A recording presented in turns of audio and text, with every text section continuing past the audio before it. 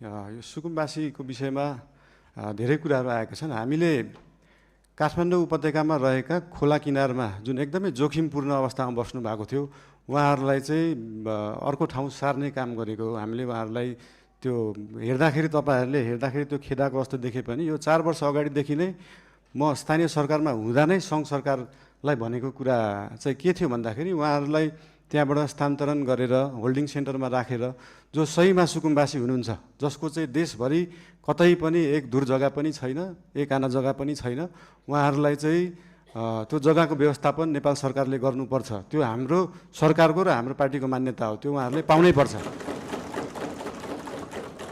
तर काठमाडौँ उपत्यकामा बसेकालाई किन एकदम प्रायोरिटी दिएर हटाइयो भन्दाखेरि विगतका धेरै वर्षहरूमा बाढी आउँदाखेरि उहाँहरूको घर डुबानमा पर्ने र उहाँहरूको स्वास्थ्य अवस्था पनि एकदमै नाजुक थियो। उहाँहरूको सेनिटरी अवस्था, उहाँहरूको त्यो वासरुम टोइलेटको व्यवस्था त्यसको निकासा सिधै खोलामा थियो र उहाँहरूबाटै निस्किएको त्यो फोहोरको दुर्गन्धले फेरि उहाँहरू नै बिरामी परिराख्नु भएको थियो।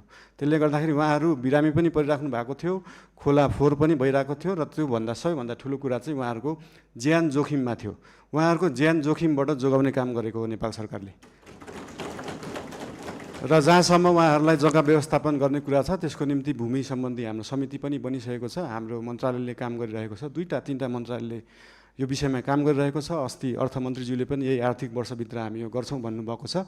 यसको लागि जति समय लाग्छ त्यति समय लाग्छ, हतार गरेर हुँदैन। यो चिजलाई चाहिँ जति समय लाग्छ, 35 वर्षमा नभएको चिज 35 मिनटमै नखोजौँ, त्यसलाई अलिअलि केही समय लाग्छ।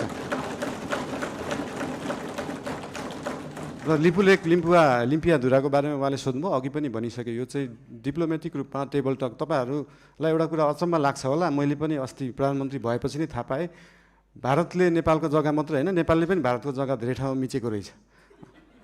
अनि यो कुरा चाहिँ अस्ति भर्खरै थाहा पायो। त्यही भएर दुईटै देशले अध्ययन गरेर हामीले मिचेको छौँ, उहाँहरूले मिच्नु भएको छ, के छ त्यसलाई चाहिँ बसेर एउटा साथीको रूपमा समाधान गर्ने चाहिँ हामीले सोच राखेका छौँ। धन्यवाद। सहकारीको विषयमा पनि सोध्नु भएको थियो। सहकारीको विषयमा पनि अहिले एउटा कोष खडा गरेको छ र बाहिर न्युजमा आए जस्तो नेपाल सरकारको पैसा गएको मात्रै जस्तो देखिन्छ। हामीले सहकारीबाट उठाएको पनि पैसा छ। अस्ति लास्ट विकको रिपोर्ट हेर्दाखेरि 3 करोड जस्तो सहकारीबाट उठाइएको थियो, 50-60 लाख जस्तो दिएको थियो। यसको मतलब सरकारको पैसा गइरहेको होइन, हामीले सहकारीहरूबाट उठाएरै उहाँहरू पीडितहरूलाई पैसा बाँड्ने हो। त्यसमा कुनै पनि कन्फ्युजन नराख्न अनुरोध गर्न चाहन्छु। धन्यवाद। प्रतिवेदनहरू अध्ययन समिति बन्छ, जस्तै मिडियामा आइसक्यो, तर त्यो मानव अधिकार आएको प्रतिवेदन पनि प्रधानमन्त्री कार्यालयमा अफिसियली बुझाइएको छैन। त्यो 29 पेजको केही खण्ड आए तापनि त्यो 10,000 पेजको छ भन्ने सुन्नमा आएको छ। त्यो प्रतिवेदन हामी कहाँ नै अफिसियली रूपमा आइसकेका छैनन्। अनि त्यो प्रतिवेदन आएपछि हामी सार्वजनिक गर्छौँ नै।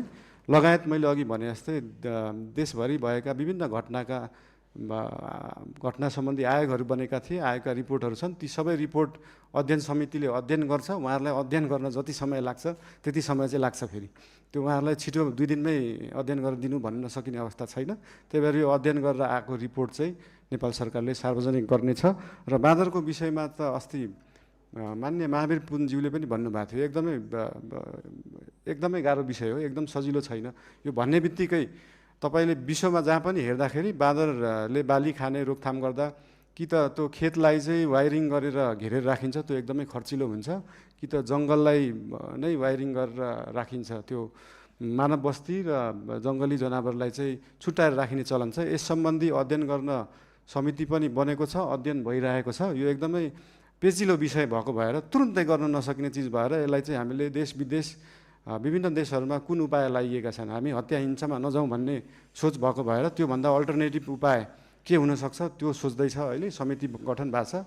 त्यसको अध्ययन रिपोर्ट आइसकेपछि त्यो रिपोर्ट अनुसार सरकारले काम गर्नेछ। धन्यवाद।